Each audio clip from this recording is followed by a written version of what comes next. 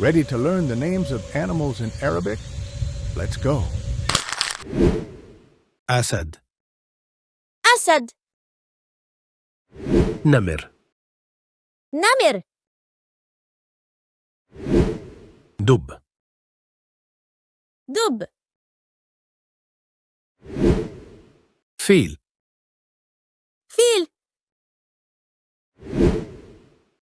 كرد.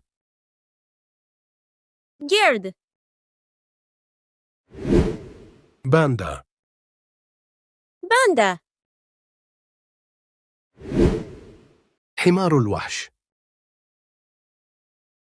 حمار الوحش. زرافة. زرافة. Thanks for watching. Stay tuned for guidance by Arabic professionals. Join our free Quizlet classroom for interactive vocab flashcards and games. Link in the description.